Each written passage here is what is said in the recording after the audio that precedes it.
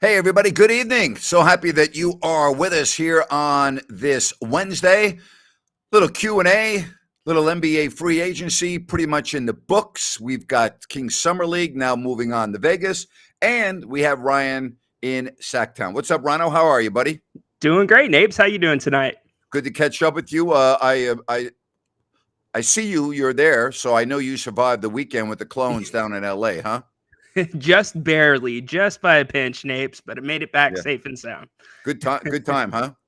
Incredible time. Great catching up with everybody. Always great when we all get together. All right. So since you've been gone and you left right before the bulk of free agency, let's start with Sacramento. What did you think of the weekend that they had kicking off free agency? Well, I think you were right about Harrison Barnes and knowing before the trade or the free agency period kicked off.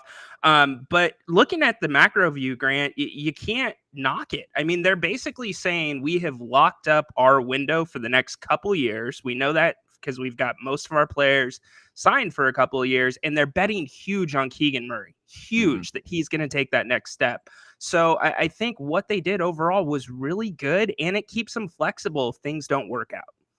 I'm with you. Now, did they fill their needs? Not yet, which I think was a veteran backup point guard and a different big than Alex Len.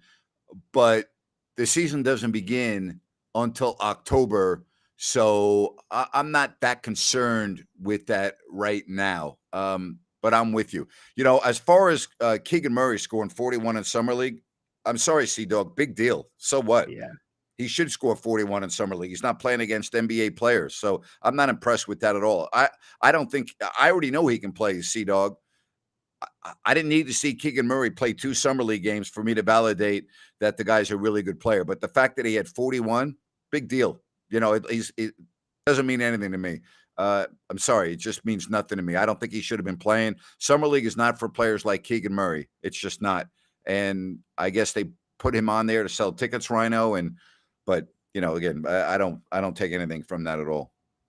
I'll add, Grant, I agree with you mostly, but I will add the caveat is one of the pieces of the game that Keegan needed to work on was shot creating, having the ball in his hands. And I know he's not going against guys that are going to be suiting up on opening day, but it was good to see him get a little bit more of that look. And practice is practice, and that's what this is. All right, Cody wants to know if Sasha Vazenkov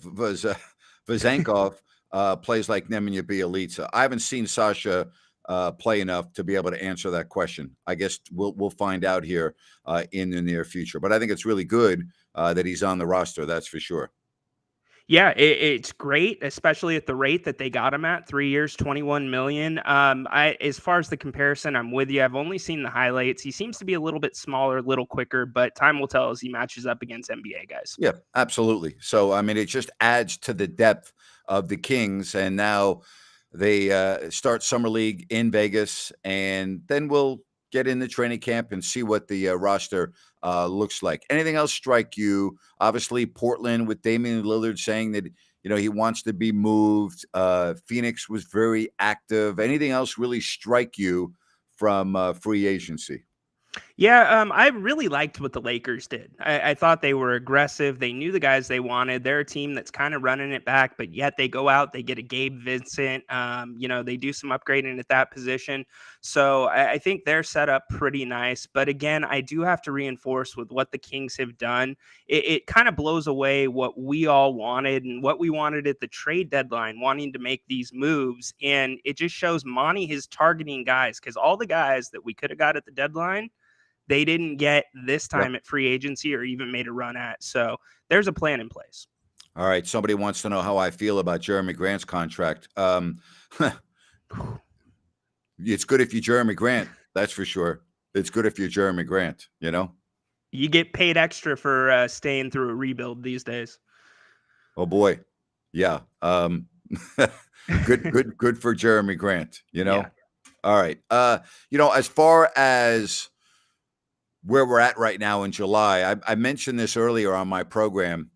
Isn't it interesting that once again the NBA steals all of the sports headlines in the middle of summer, right? I mean, think about it. You got the Major League Baseball All-Star game next week. No one's really talking about that. They're talking about Mike Trout's surgery.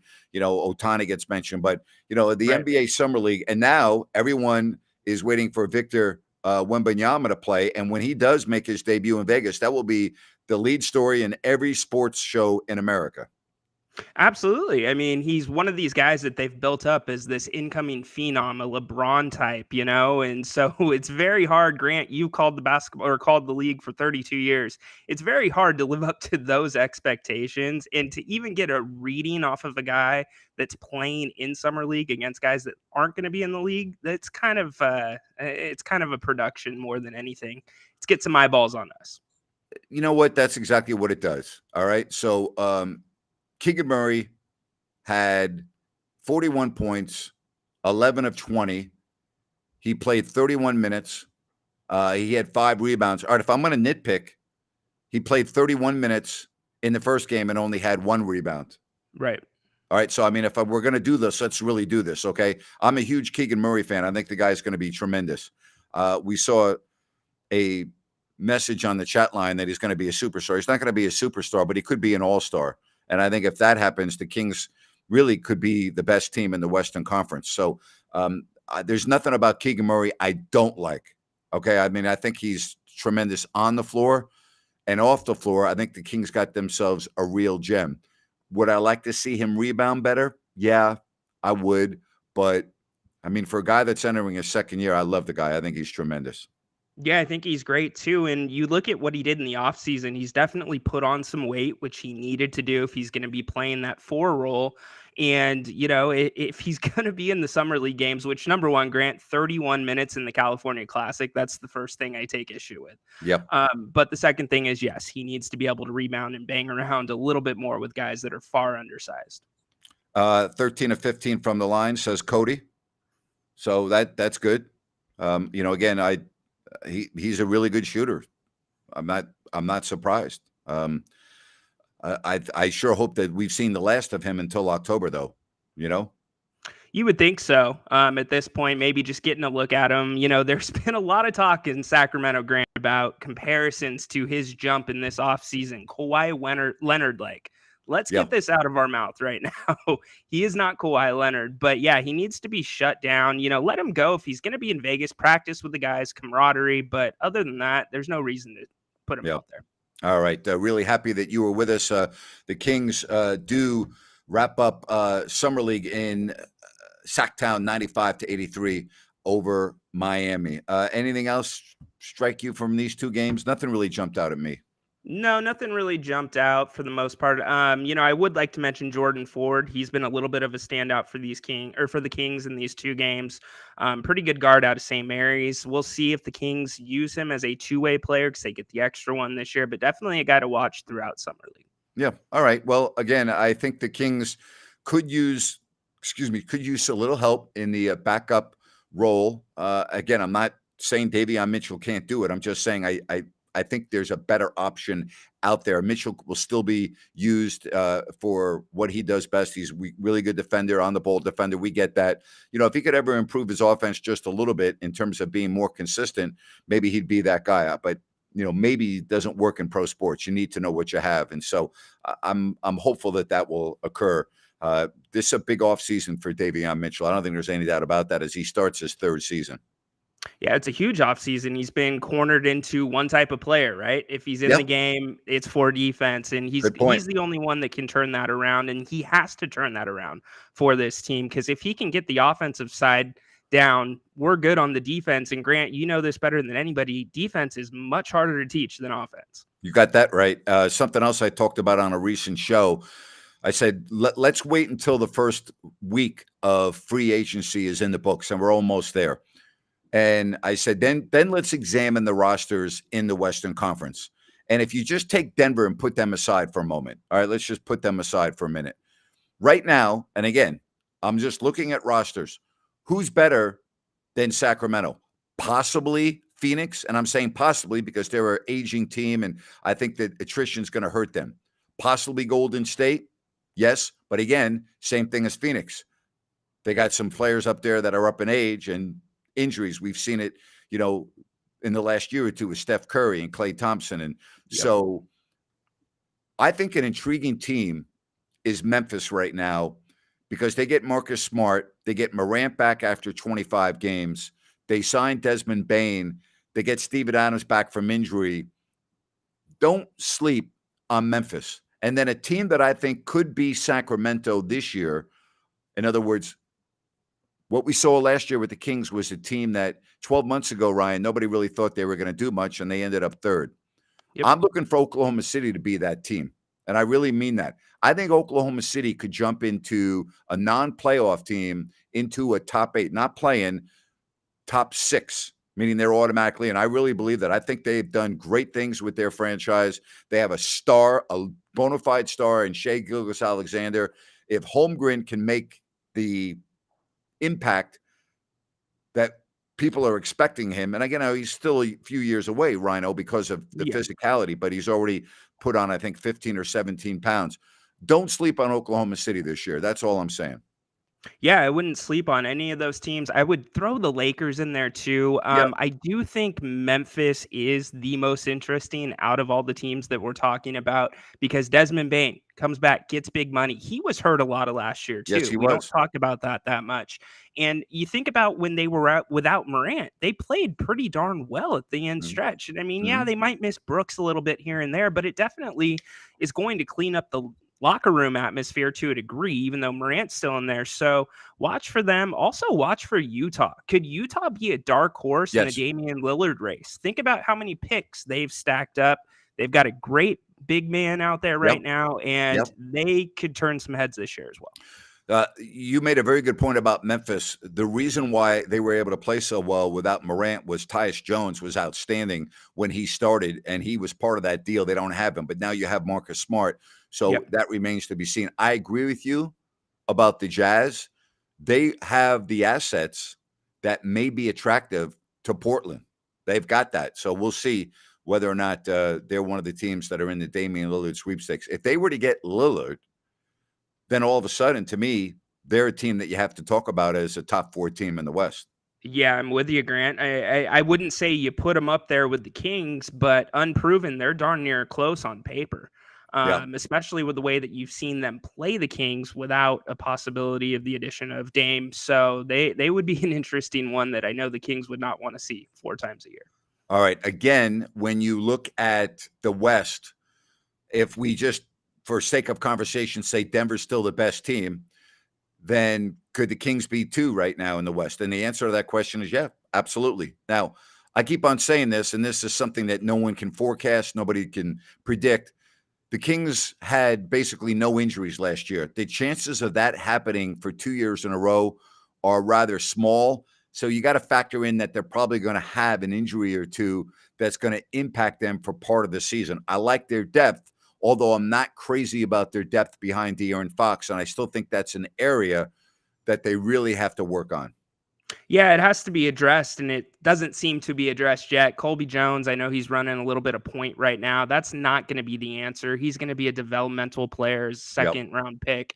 So we'll see what the Kings can do. They have plenty of cap space still to play with. I think they're in the neighborhood of 12 to 13 million for this year, the last report I saw. So maybe they make that move. Maybe Davion Mitchell steps up. I don't know, but they do need to shore that up. And I think the one player they wanted was Josh Hart. We keep hearing that name. And unfortunately, that player is not there, but anything can happen. And as far as the injuries go, Grant, you look at the Western Conference and you talked about attrition with Phoenix. Anybody can get hurt. And there's a lot of old stars in the Western Conference right now. And the Kings, all under 26. Justin, the Kings did not have any injuries, okay? When a player plays and averages, in the mid-20s and 15 rebounds a game, that's not an injury, okay? In other words, that doesn't impact. There are many athletes that take the ice, the field, the court with injuries, okay? If it does not impact how you play and you don't miss any games because of it, Domantas Sabonis missed 1 game. 1. All right. It was the first game on the back-to-back at home right before the new year with Denver. That's the only game he missed. Okay. Because of the thumb. So that's not, I don't count that. Fox did have a legitimate injury in the playoffs, but that did not impact them in the regular season as being a third seed. That's the point I was trying to make. Again, you can't. Sabonis's thumb was a non-factor. It did not affect him in any way, shape, or form. His production did not change at all before the injury and after the injury. So that's not even on the board. The Kings were extremely fortunate in terms of player games missed due to injury. I've never seen anything like it, Ryan. I mean, it was ridiculous how good that stat looked. I mean, you look at the teams around the league and you're looking at all the games missed, and then you look at the Kings and you're like, well, that's got to be a mistake. They had very few games missed due to injury. Yep. When the Knicks came to town, the Kings starters had only missed a combined 17 games. The Knicks were the second closest team, 85 Napes. Yeah. Hey, Justin, get off your crap, okay? Get off your nonsense, okay? You have no idea about his thumb injury compared to other injuries. Everybody's injury is different, okay? I mean, stop it with the nonsense, all right? Stop it. This is the NBA. This is pro sports. Guys play hurt, okay? Guys play hurt, all right? It did not impact him. Could have he sat out? Maybe he could have sat out, okay? Maybe he could have, okay? But his injury did not impact him in any way, shape, or form. It was a non-issue. All right. Now, it may have affected him when he went to wash his hair or, took a shower after the game. Okay. Maybe that affected his thumb, but it didn't affect him on the basketball court. So stop with the nonsense. All right. Stop with the nonsense, please. I mean, you guys, some of you act like, gee, a guy played hurt.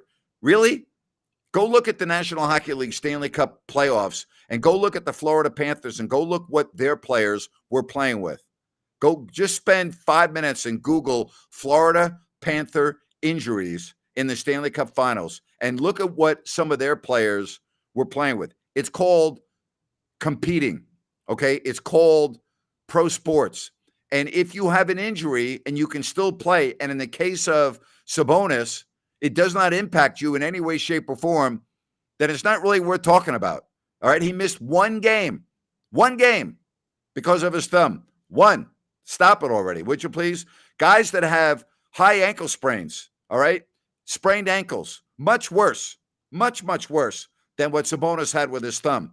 All right. Not even close. Get off the nonsense, would you please? All right. Well said. Well said, Napes. Dave who?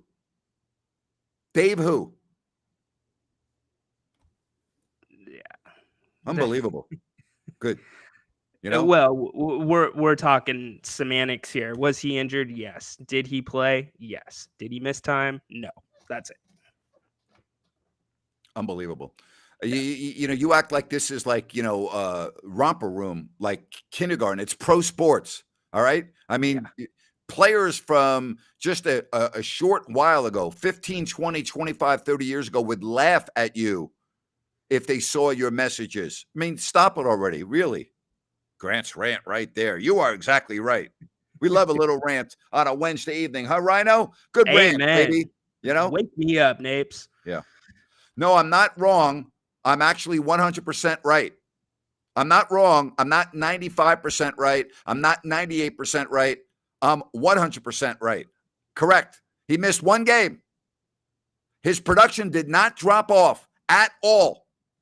Nothing. You would have never known that he had any injury to any part of his body based on his production. If you watched him play and somebody said he's perfectly healthy, and you didn't know any better, you would have said, yeah, he is. All right. Time to move on. All right. Well, the toughness part of it could very well be. But again, I only go by with what I go by. He played and his production did not drop off and he did not miss any games. One game. All right. One game. All right. Yeah. And in fact, I think his production went up after the injury, if I'm not mistaken. Yeah. I'm sorry. I'm 110% right, not 100%. I cut myself off 10%. You know what, Rhino? You made a great point. He actually got better. Better. Yeah. Absolutely. All right. Here's a question for you, sir. Yes, sir.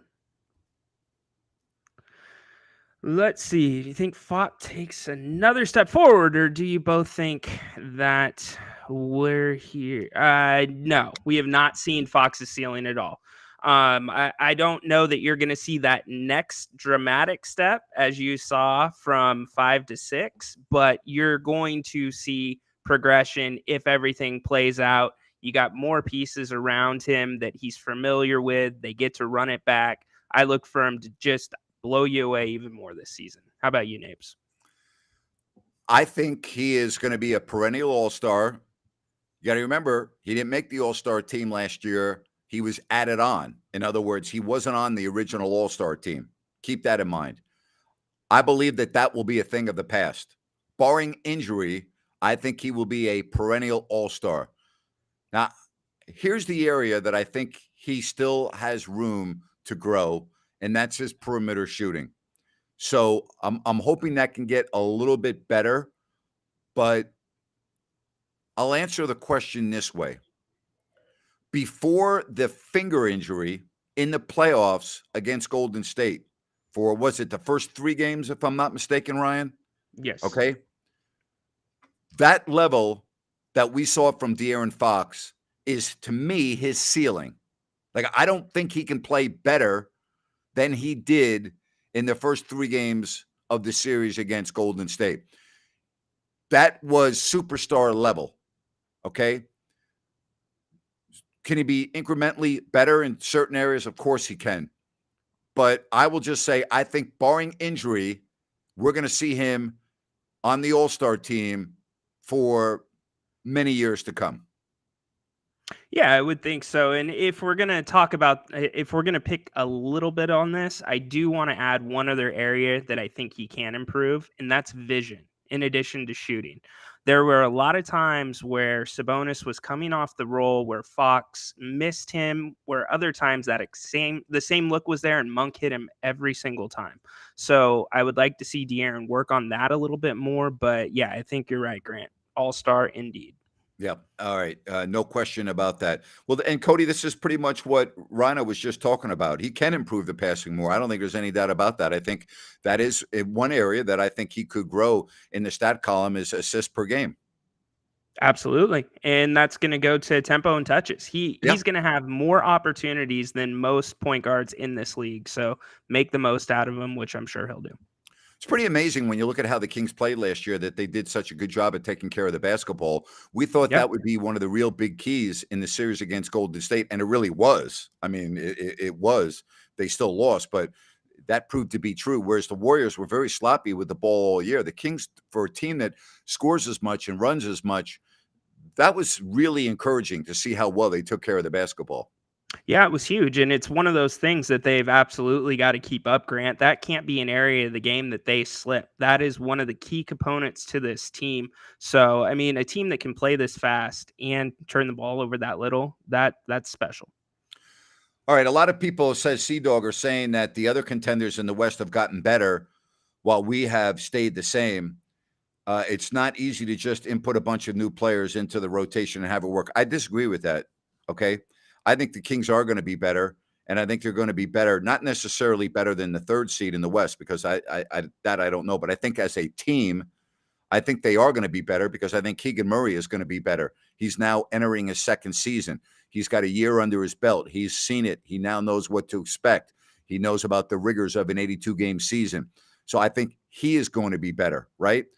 You have Sasha coming over, which should help your perimeter game. Maybe it adds more to that. I don't know. So I don't agree with the notion that the Kings basically stayed pat. When you look at their roster, particularly Murray, he should be better. And then you bring over Sasha, which, again, I think he's going to be part of the 8 or 9-man rotation. And, maybe he's even better than we think. I think he's going to be so-so, but time will tell. Yeah, and Grant, I think the big thing that people are missing here is the fact that these guys are all, and I know it's in this question, so familiar with each other, and that chemistry goes a very long way. And like you said, Keegan has to get better. Barnes, what kind of role is he going to play this year? Does Yep. Harrison get better? You look at Trey Lyles. That's another one. Is he going to Yes. play 5 at times? That Hmm. small 5. How can he improve down there? And the way they've been making incremental jumps, I expect that. And if they don't, Mike Brown's going to put somebody else on the floor. Yeah, absolutely. This is a very good message from Ian that the Kings are trying to improve by hitting singles. Well, if you hit enough singles, pretty soon the runner that hit the first single scores, and then the guy behind him scores, and so on and so forth. So I think you make a very good point. Like Phoenix is trying to hit a home run because they know their window is small. Same thing with Golden State because of Steph Curry. So I think you make a very good point. I like the way the Kings are putting their team together. I think it's very prudent, and I think it gives them a chance for a long run, Rhino, at success. It's exactly what it does, Grant. And let me ask you this: the NBA champions, do they hit singles or do they hit home runs this year? The Denver Nuggets were Yes, singles. they were Yeah, singles. yeah, And you kind of have to look at this model right now. And if the yeah, Kings are trying to institute a version of that, and I think when Monty McNair looked at the decisions in free agency, there was not that Aaron Gordon available that yeah. took this team over the edge, like Aaron Gordon took the Nuggets over the edge. Well, and Dog makes a good point. The Kings do have their core locked up, and so you can't discount that, right? I Exactly. mean, that's very, very important. All right, hey, I want to tell you about Bennett's again. Not too far away from the Blue Oaks Town Center debut, Roseville, Sacramento, prime seafood and steaks. Go to Bennett'sRestaurants.com and check out their complete menu and everything else. The weekend prime rib, again, awesome. Roseville, Sacramento, and soon coming to Rockland. You can get food to go as well. Bennett'sRestaurants.com and over 50 different types of wine available by the glass for your pleasure. That's Bennett's. Again, Bennett'sRestaurants.com. So happy to have everybody here on this Wednesday evening stream. Grant, Rhino in Sacktown. Hope that you are having a good week. Hope you had a great 4th. And the Summer League now moves on to Las Vegas, and we'll see how much the top draft picks of respective teams play. Seems that's dropping off more and more every year. Like even Apollo Banchero last year hardly played at all, and other draft picks didn't really play that much. They play a game, then they shut them down, and Yep. I don't like the trend. Yeah, Grant, it goes with the overall trend of the NBA these days with Yeah. stars. So it is what it is at this point. Absolutely. We didn't mention the Pelicans. The Pelicans to me are a big question mark and an unknown because of Zion Williamson. I mean, I don't know how to forecast the Pelicans. Do you? No idea. Zion, huge question mark. Again, another team, Grant, that could be a dark horse for Dame. You package Brandon Ingram and some picks, there could be something there, and that could take the Pelicans potentially over the top if Zion plays. But they're a hard one to figure out. They're either on it or they're terrible. Boy, I'll tell you, you are 100% correct about that. Man, it's it's a crapshoot. It is Yep. a crapshoot. I think when you look at even a team like Houston now, Houston is now not a pushover. In other words, you could see them competing for a play-in spot with Van Vliet and Brooks, plus their youth that now has a year of experience under their belt, another high draft pick. Houston's a team that's on the radar now.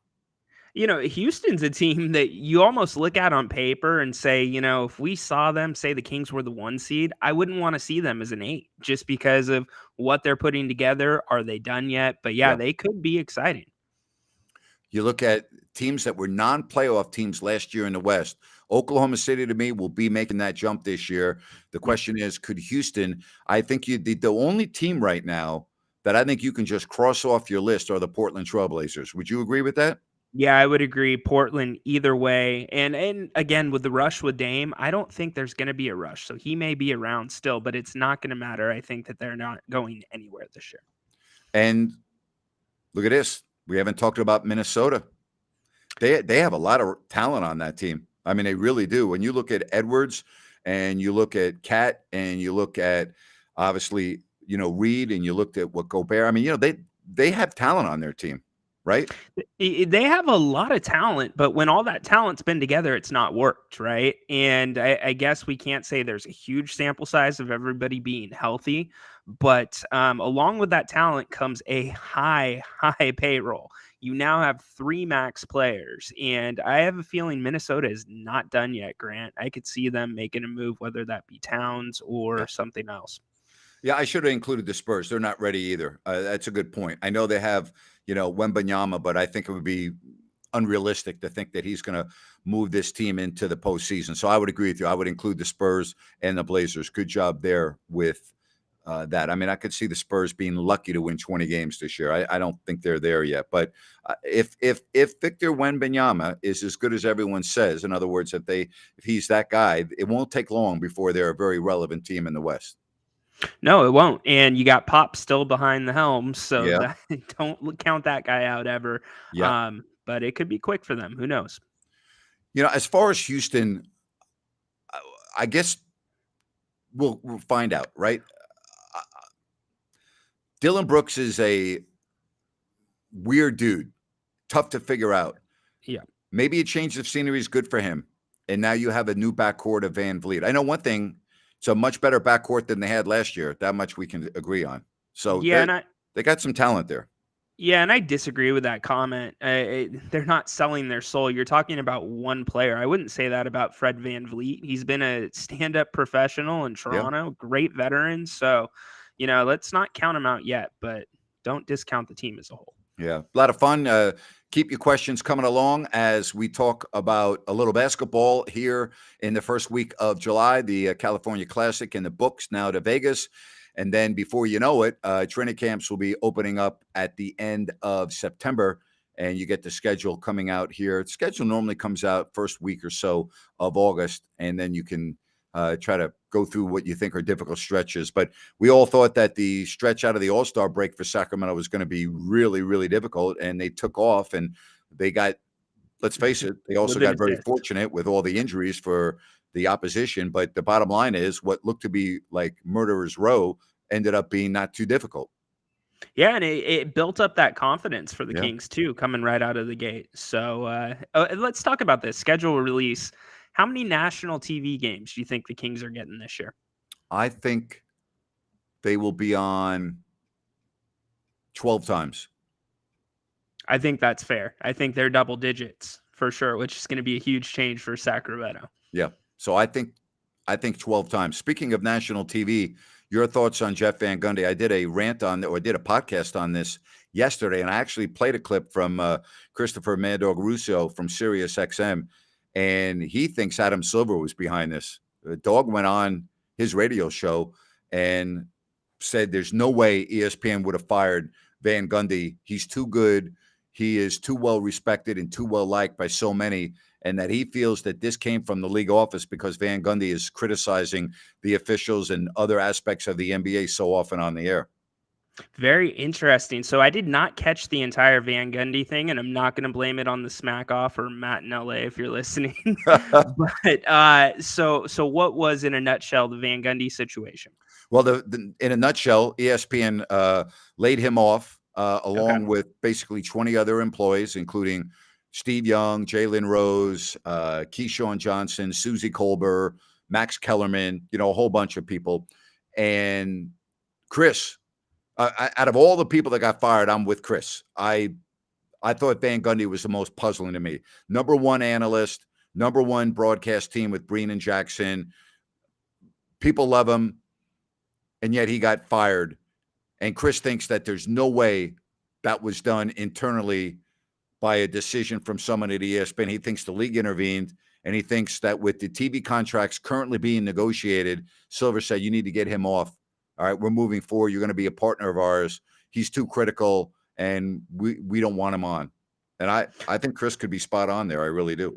Yeah, I wouldn't put it past the NBA. I mean, it's a shame Van Gundy found a way to make Mark Jackson interesting, even their banter back and forth sometimes. But, ESPN has to pay for Pat McAfee somehow. And so you knew the layoffs were coming. But you have to understand, here's the difference between Pat McAfee and, let's say, Joe Buck and Troy Aikman. And I talked about this on my podcast. Pat McAfee is a guy that moves the needle for this reason. People tune in to either listen or watch Pat McAfee because of Pat McAfee. People don't turn on Monday Night Football because of Joe Buck and Troy Aikman. They turn on Monday Night Football to watch the game. Okay? You don't turn on Pat McAfee if you're not a fan of his and you don't like his content. You're a huge fan of Rome. You're a clone.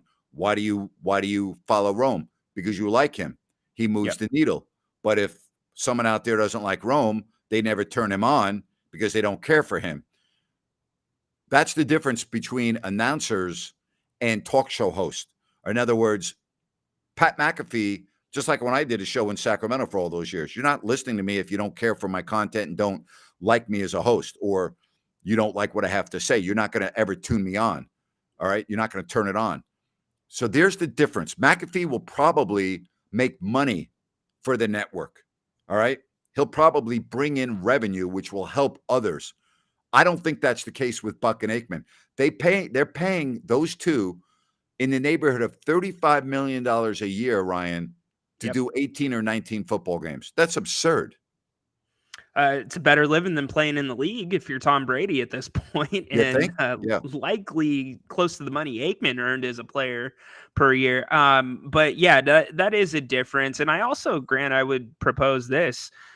Media is changing in that it's not you go to Channel 10 to watch the NBA Finals anymore. You go to the ESPN app or whatever, and there's 5 or 6 different broadcasts of the game, and you get to choose whichever special broadcast you want. And most of them are really stupid. But I remember the days, Hubie Brown calling games. Like, you actually listened to those guys. You looked forward to it. They had camaraderie, you and Jerry. There is something to that bond. So if you have a special duo like that, Madden, Summerall, it's worth the money. Aikman, Buck, it kind of seems like it's trying to please the older fans. But I see your connection with Van Gundy and the officiating, though. That's absurd. Yeah, Todd McShay also is out at ESPN, and I guess there are more to come. So I said this the day after they finalized Aikman after Buck. I said there are people right now that are working at ESPN that are going to lose their jobs over this.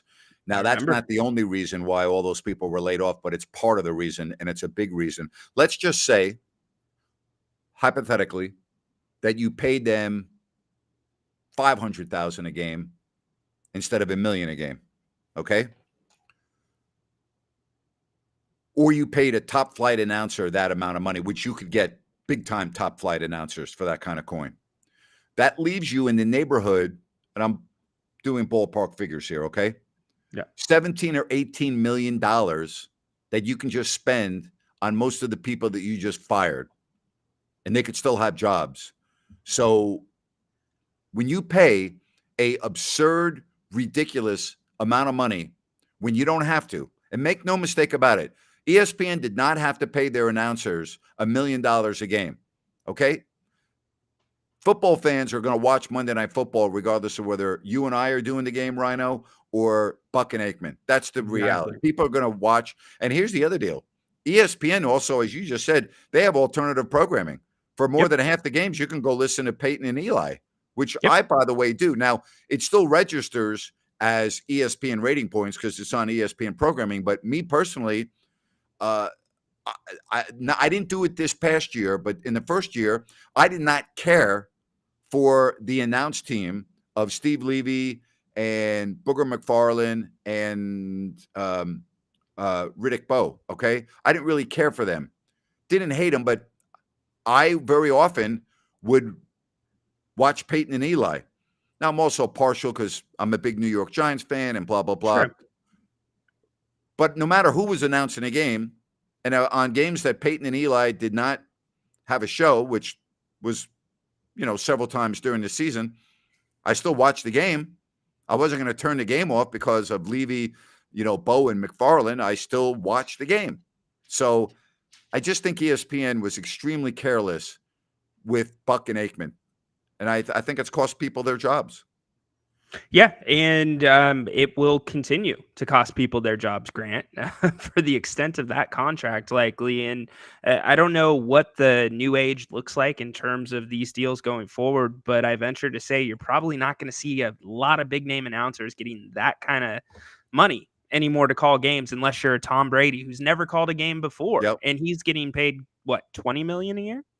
So it's unbelievable. I It's mean, it crazy. really is unbelievable. All right, again, we really appreciate the messages. Also, want to tell you about New Works Plumbing of Sacramento, locally owned for over 20 years. New Works has a fix for you.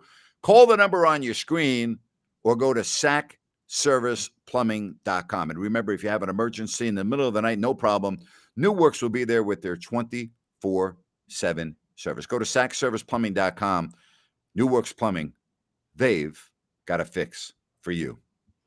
Well, been a good week, I think, for the Kings. I know a lot of people thinking they didn't do much and this and that. I disagree. I thought they had a really, I think it started on draft day. I think it was extremely smart to trade the 24th pick. And of course, a player that didn't want to be in Sacramento, who had pretty much checked out.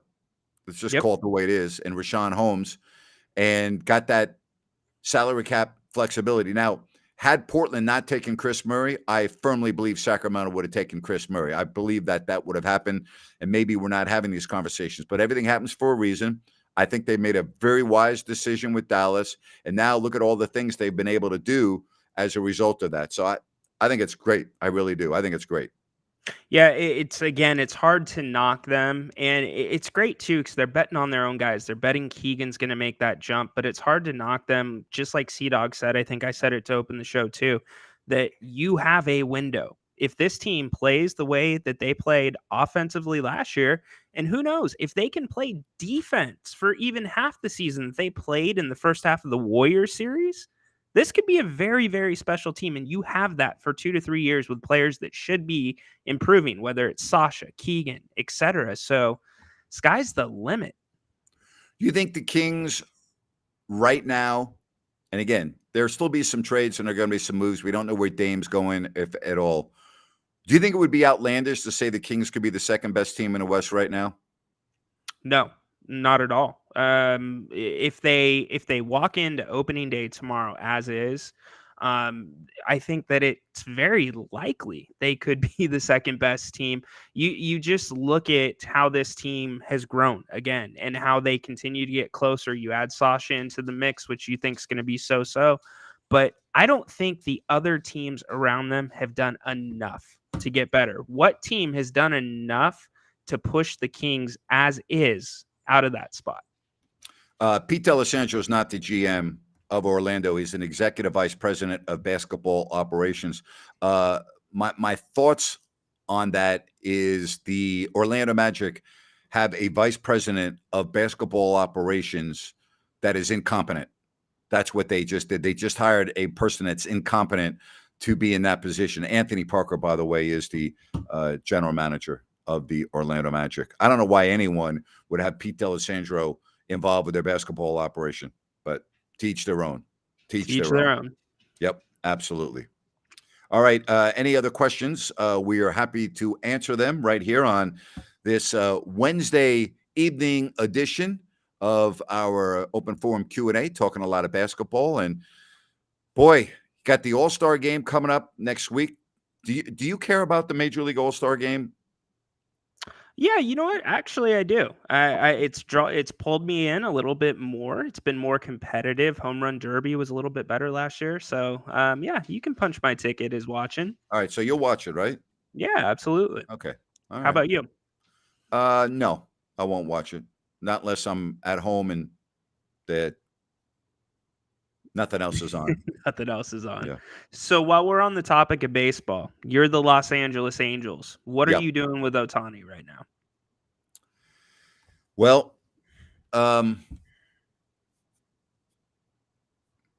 if I trade him, why would anybody go to my games?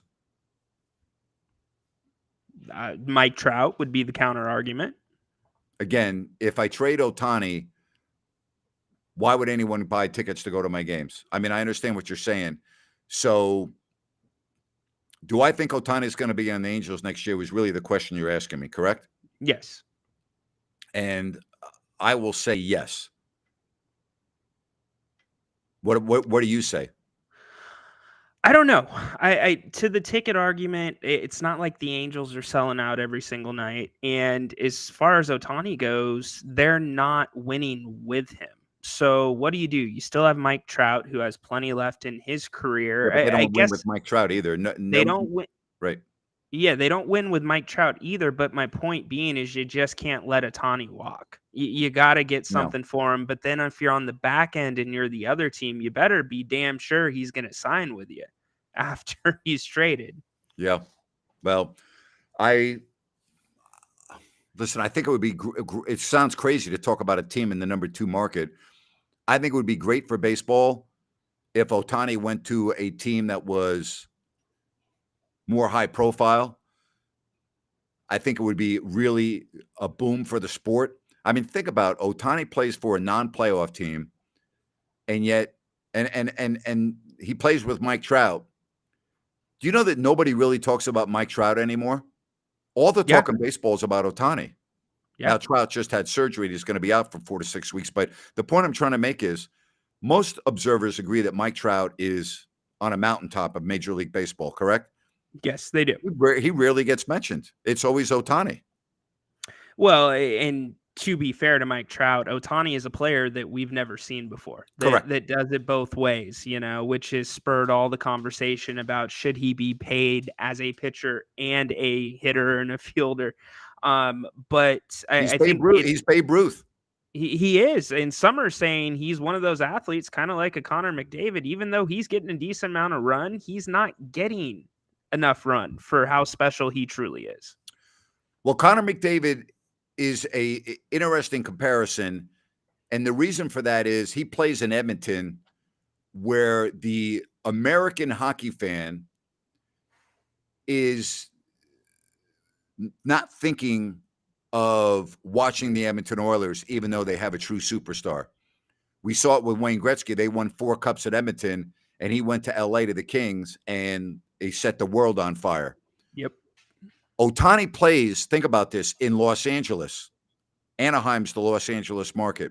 That's the number 2 TV market in the country. Now, I'm well aware that they have the big bad Dodgers that are there, and they getting 45, 50,000 every night. I get that. Yeah. But the number 2 market in the country, and yet the Angels are almost like right? It's kind of felt that way, right? Yeah. Even to a degree with the way the Angels have presented Otani. I mean, you don't see a lot of ads with him, nationally and stuff. And that's a lot with the Angels pushing him out there, doing more with him. But I think there's other big markets out there. Obviously, your Yankees, he would thrive there. Does he want to be on the East Coast? Who knows? But even a San Francisco, someplace like that, that's willing to shell out the money, does a San Francisco take Otani's fame over the cliff, much like Gretzky to LA? Otani in San Francisco would be gigantic. Otani in Seattle would be gigantic because of the huge Asian population in those 2 cities. I mean, New York would be another one, but I mean, the Japanese, you've traveled obviously to Seattle before. You're a big Seahawks fan, but I mean, they have a large Japanese population there, right? I mean, he would be, you saw what happened when Ichiro played there, right? I mean, yeah. I mean, it would be unbelievable, It would be unbelievable. You would almost argue to this point, granted, Ichiro get more run than Otani's got? Ichiro probably did. Probably. But it's a very good point. Probably did, But I also think the game was a much, much more popular game with many more fans when he played than right now it is with Otani playing in Anaheim. That's my take. No, that's a great point as well. Baseball making changes to the rules to get more eyeballs on it. Ichiro played in an era where baseball was the ratings, the attendance. Ichiro played in an era where a lot different than it is now. Yeah, and you remember I'm sure you do, the fandom of Ichiro. It was anywhere you went, and maybe it's absolutely. So maybe it's not the Angels to blame. Is it baseball as a whole to blame for the game and the eyeballs actually on baseball that Otani is not that big of a star. It may be, but I think baseball's really tried hard to change that with their new rules, and we'll see. It's not something that's going to happen overnight, but it's an interesting debate about what is going to happen to Otani. But they do have two of the arguably the best players in all of baseball, or two of the best, maybe not one, two, but they're in the conversation, and they still can't do anything, you know? So Yeah, yeah. But it's a good bad spot to be in. Let's put it that way. thoughts on the flop being technicals? I think it's good. The question is, how difficult will it be for the officials to make the call? But I think it's really good. I think it's a real I, positive. I'm a I big fan of that. Yeah, I think I'm with you there. I don't like that it can be called at the next dead ball. Mhm. That's the one thing that's kind of unsettling because it is a free throw and it's ball out of bounds. So how does that affect an end of the game situation, end of quarter situation? Someone says that Curry's going to get called for a flop on every possession. Oh my gosh, and every three. Well, we'll see. Players will adjust. They have to adjust. I mean, players always adjust to the rules. Whether they like them or not, they adjust to the rules. They'll figure it out. They'll adjust. That's the way it Grant, is. It always what happens. was what was the adjustment like for you in terms of calling the games when they reintroduced the flopping rules after, Vlade and Shaq and such? Not that much. Not that much. I didn't think they really. Uh, I didn't. It wasn't that big of a difference to me from announcing the game, so there wasn't really that much of an adjustment. I didn't think it was like a night and day type of a thing. So, I mean, I noticed it a little bit, but not too much. It really wasn't that big of a deal. It really wasn't. Interesting. Yeah. All right. Any final thoughts, my friend? No, excited to, well, I would just say excited to see if this is what the Kings do and what they stay with. And if it is, as a Kings fan, I am very happy with Yep. it because we are not locked into anything that we Yep. wouldn't have already wanted to be locked into. You got Fox, Sabonis, and Keegan for 3 more years. So I think the I'm Kings with are in you. a great spot. I think they're in a great spot too. I think they are set up for a nice run. Is it championship? They have possibilities because they have two all-stars and maybe a third on the horizon in Murray, and that's pretty damn good. All right. I mean, you have a elite player running your offense in De'Aaron Fox, but like with everything, you're one injury away from being just another team. And I hate to say that, but if you lose Fox, you're just another team. There's nobody that can do what he does. All right. And I'm not saying that you could replace Sabonis, but you clearly cannot replace Fox. If he goes down for any period of time, the Kings are screwed. Well, we saw that in the second half of Game 5, right? Yeah. With the Kings and the Warriors. Yep. When you say championship material, the thing that I think about with championship material, and it very may well be something that we have on the team right now, it's somebody that when you get into the conference finals, the NBA finals, that can guard that superstar. Mhm. You can turn to him. And could that be Keegan Murray possibly? Maybe. We don't know, but Yeah. there's not that guy that can guard that perimeter guy that can play inside as well. And so we'll see what they do or if somebody steps up. Yeah. Gonna be interesting. The Kings are in a position where they can be good for many years to come. Appreciate you joining me, buddy. Yeah. Enjoy the rest of your evening. Thank you, Grant. Great being here as always. And thank you to everyone for joining us right here on If You Don't Like That. And we'll be doing a lot of content. So make sure you subscribe if you have not already done so. Just hit the subscribe button and you will be notified of when we do shows. Thank you very much. Also, if you can hit the thumbs up button, we would appreciate that, the like button.